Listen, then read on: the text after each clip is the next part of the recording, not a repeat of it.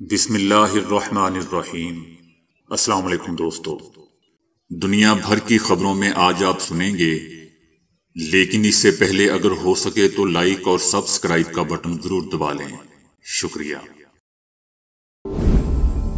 ترکیہ کے صدر رجب طیب اردوان نے گزشتہ شب کہا ہے کہ ہم دیکھ رہے ہیں کہ مغربی ممالک کا حمایت یافتہ اسرائیل اپنے ہمسایوں کو آنکھیں دکھا رہا ہے۔ لبنان پر بڑھتے اسرائیلی حملے اور دھمکیاں ہماری تشویش میں اضافہ کر رہی ہیں۔ ان کا کہنا تھا کہ ایک جانب مغرب اسرائیل کی حمایت کرتا ہے تو دوسری جانب عالم اسلام خاموش ہے، اور یہ امر نیتن یاہو کے قبضے والی پالیسی کا سبب بنتا جا رہا ہے۔ ان کا کہنا تھا کہ بحیثیت ترک ہم پہلے دن سے ہی اس بات کو سمجھ چکے تھے اور کہہ چکے ہیں کہ اسرائیل کے ظلم کے سنگین نتائج سامنے آئیں گے۔ ہم نے ہمیشہ کہا ہے کہ اسرائیل اپنی توسیع پسندانہ پالیسی پر گامزن ہے۔ رجب طیب اردوان نے کہا کہ ہمارا ایک ایسے قاتل سے واسطہ پڑا ہے جسے ذرا بھی سیاسی سوجھ بوجھ نہیں ہے۔ ان کا کہنا تھا کہ یہ ظالم نیتن یاہو بے گناہوں کا خون چوس کر اپنے شہریوں کی سلامتی کو بھی غیر محفوظ کر رہا ہے۔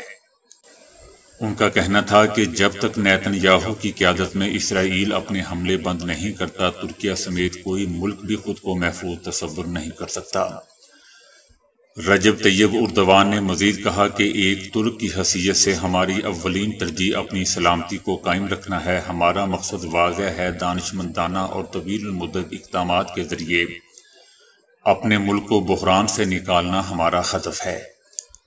ہم ایک ایسے زمانے میں ہیں جب ہمیں امن قائم کرنے کے لیے اعلیٰ سطح تک بات چیت اور سفارتکاری کا راستہ اپنانا چاہیے۔ عمران خان کے ریاست مخالف بیانیے پر کارروائی کی منظوری کے معاملے پر پنجاب کابینہ کے 24 مئی کے اجلاس کے فیصلے کی دستاویزات منظر عام پر آ گئی ہیں۔ پنجاب کابینہ کا کہنا ہے کہ عمران خان پاکستان کو توڑنے کی منظم سازش کر رہا ہے۔ سیاسی مقاصد کے لیے پی ٹی آئی ورکر ریاست مخالف کام کر رہے ہیں۔ عمران خان موجودہ صورتحال کو 1971 کا حوالہ دے رہے ہیں۔ کابینہ دستاویزات کے مطابق کہا گیا کہ عمران خان نے پارٹی رہنماؤں کو پاکستان مخالف بیانیے کا ٹاسک سونپا۔ عمران خان نے بھی اڈیالہ جیل کے باہر ریاست مخالف بیانات دیے ہیں۔ گوہر علی خان نے عمران خان کی مشاورت سے مشرقی پاکستان کی بات دہرائی۔ عمران خان اور پی ٹی آئی اور دیگر ارکان کا عمل بغاوت کے زمرے میں آتا ہے۔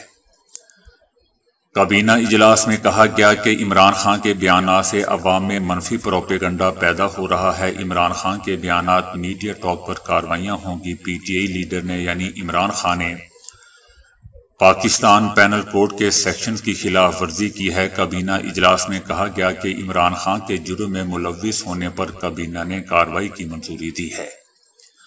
اجلاس میں پی ٹی آئی کو کرمنل لا ایکٹ کے تحت غیر قانونی جماعت بھی قرار دیا گیا۔ پنجاب کابینہ نے کرمنل پروسیڈنگ کوڈ 1898 کے سیکشن 1996 کے تحت عمران خان اور پارٹی لیڈرز کے خلاف کارروائی کی منظوری دی۔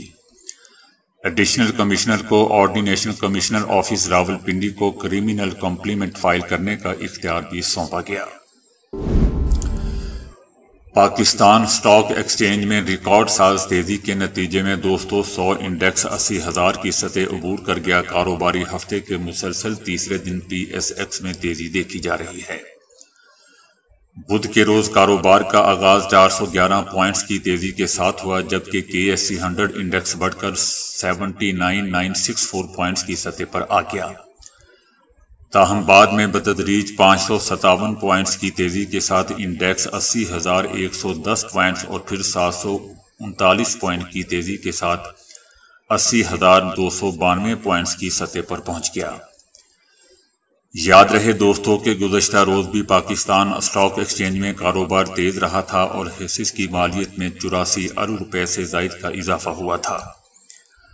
79,000 پوائنٹس کی نفسیاتی سطح بھی بحال ہو گئی ہے اور 57% اسٹاک کی قیمتوں میں اضافہ ہوا، جس کے بعد اسٹاک کی مالیت میں مزید 84 ارب 54 کروڑ 64 لاکھ 45,119 روپے کا اضافہ ہوا۔ فرانسیسی صدر میکرون نے اسرائیل کی غاصب صہیونی رجیم اور لبنان میں اسلامی مزاحمت کی تنظیم حزب اللہ کے درمیان بڑھتی کشیدگی پر گہری تشویش کا اظہار کیا ہے۔ میکرون نے نیتن یاہو سے ٹیلی فونک پر بات چیت کے دوران صہیونی وزیر اعظم پر زور دیا ہے کہ وہ حزب اللہ لبنان کے خلاف بھرپور جنگ کرنے سے باز رہے، کیونکہ اس سے لبنان کے ساتھ ساتھ اسرائیلی مفادات کو بھی نقصان پہنچے گا۔ فرانسیسی صدر نے غزہ جنگ کے خاتمے کے لیے تمام فریقین پر سفارتی راہ حل تلاش کرنے کے لیے فوری اقدامات انجام دینے پر بھی زور دیا۔ میکرون نے اسرائیلی وزیر اعظم نیتن یاہو کو خبردار کیا ہے کہ وہ رفح یا خان یونس کے قریب غزہ میں کسی نئے فوجی کارروائی سے گریز کرے، کیونکہ ان حملوں کا نتیجہ سوائے عام فلسطینی شہریوں کے قتل عام کے کچھ نہیں نکلتا اور وہاں موجودہ ناگفتہ بے انسانی صورتحال مزید بدتر ہو جائے گی۔ دوسری جانب حزب اللہ نے کہا ہے کہ مقبوضہ فلسطین کا شمالی محاذ صرف ایک صورت میں پرامن ہو سکتا ہے اور وہ غزہ جنگ کا خاتمہ ہے۔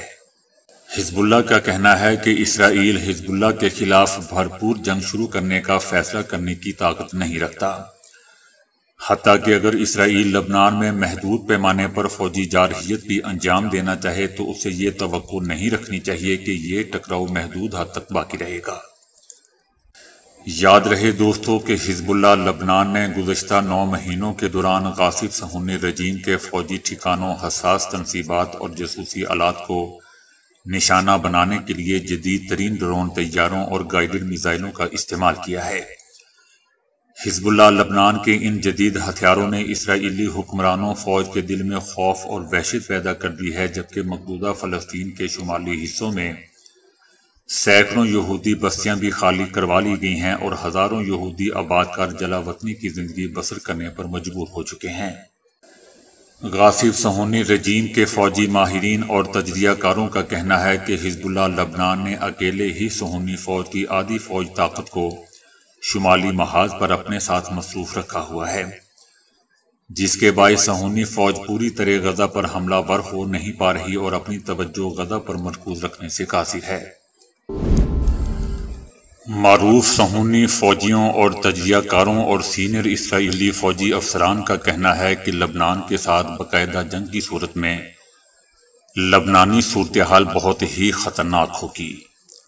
لبنان کے خلاف جنگ کی صورت میں ہم یعنی اسرائیل اس سے بھی بڑی تباہی کی جانب بڑھیں گے کہ جو 7 اکتوبر کے روز ہوئی تھی، کیونکہ اسرائیلی فوج لبنان کے ساتھ بڑے پیمانے پر جنگ کے لیے سرے سے تیار ہی نہیں ہے۔ معروف صہیونی تجزیہ کاروں نے اعتراف کرتے ہوئے کہا ہے کہ اسرائیلی فوج حزب اللہ لبنان کے خلاف کوئی بڑی کامیابی حاصل کرنے کی اہلیت ہی نہیں رکھتی، کیونکہ صہیونی فوج کسی بھی قسم کی طویل جنگ کے لیے سرے سے تیار ہی نہیں، جیسا کہ اسرائیلی فوجی جسمانی اور ذہنی طور پر شدید تھک چکے ہیں اور غیر منظم ہو چکے ہیں۔ ان سب تجزیہ کاروں کا کہنا ہے کہ جنگ غزہ میں اندازے سے زیادہ گولہ بارود استعمال ہوا ہے، لہذا اب امریکہ کی بھرپور حمایت سے بھی کچھ حاصل کرنا ممکن نہیں رہا۔ مسلم لیگ نون کا کہنا ہے کہ عمران خان سیاستدانوں کی بجائے ادارے سے بات کرنا چاہتے ہیں۔ تحریک انصاف کی الزامات کی سیاست بہت پرانی ہے۔ نون لیگ کا کہنا ہے کہ نواز شریف نے پہلی تقریر میں کہا تھا کہ بات چیت سے راستے نکالنے ہوں گے۔ ہم نے تو کہا تھا کہ ایوان میں ایک نیا ماحول بناتے ہیں، ہماری اس آفر کو ٹھکرا دیا گیا۔ نون لیگ کا کہنا ہے کہ ہر قیدی چاہتا ہے کہ اس کی رہائی ہو اور انہیں باہر بھیج دیا جائے، اور عمران خان بھی ایسا ہی چاہتا ہے۔ ایران نے امریکی سابق صدر ٹرمپ کے صدر بننے کے امکان کے جواب میں کہا ہے کہ ایران میں طاقت اور صلاحیتوں کے ایسے عناصر ہیں کہ جو کسی ایک شخص کے آنے یا جانے سے، چاہے صدر ہو یا کوئی اور شخص، ہماری پالیسی متاثر نہیں ہو سکتی۔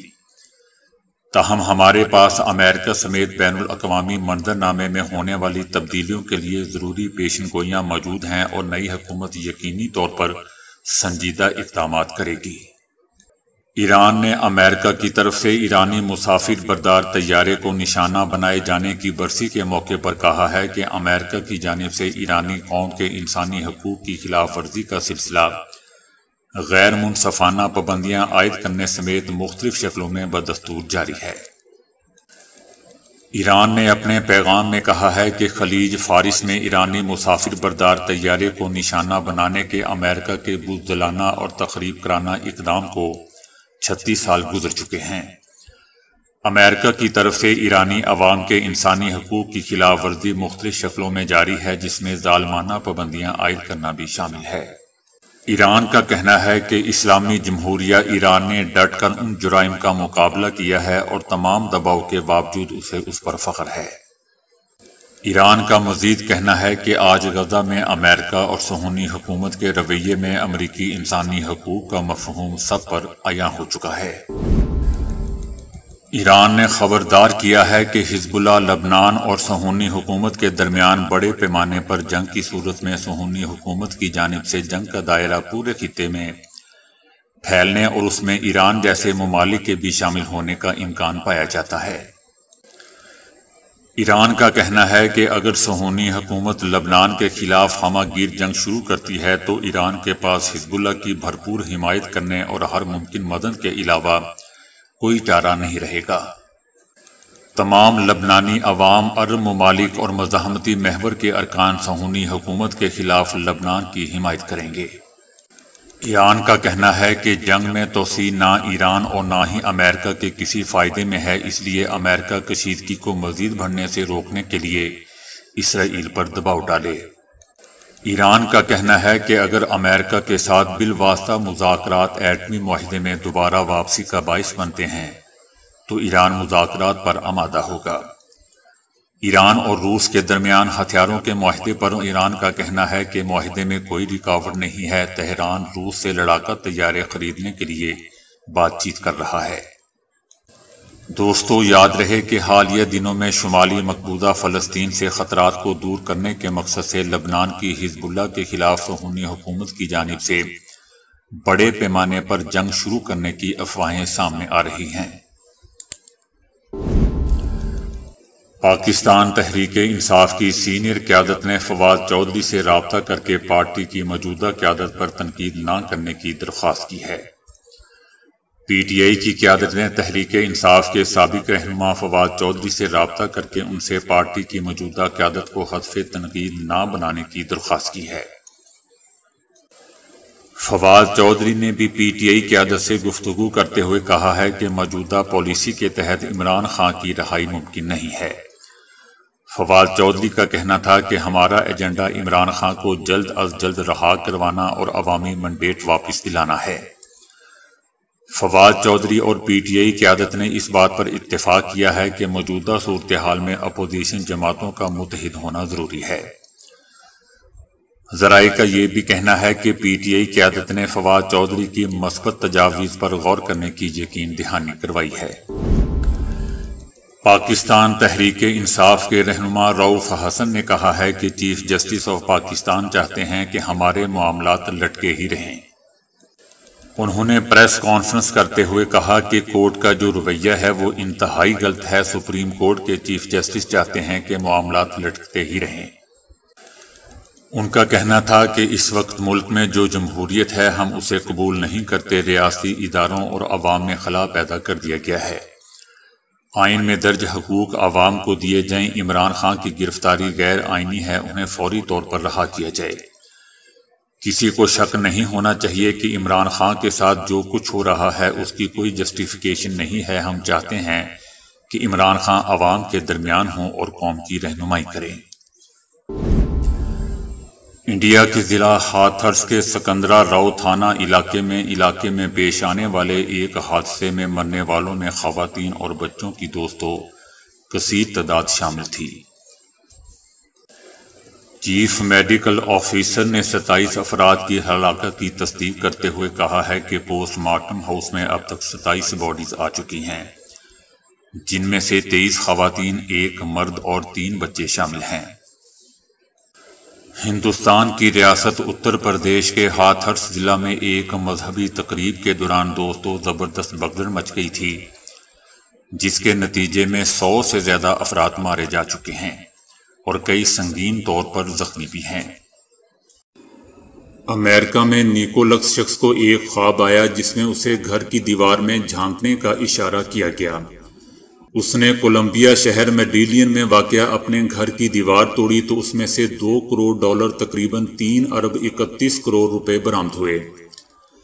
اتنی خطیر رقم ایک پلاسٹک بیگ میں ڈال کر دیوار کے اندر چھپائی گئی تھی۔ نیکولس نے مقامی میڈیا سے گفتگو کرتے ہوئے بتایا کہ مجھے خواب میں بتایا گیا کہ رقم کی تلاش کے لیے مجھے گھر کی کون سی دیوار کے اندر دیکھنا ہوگا۔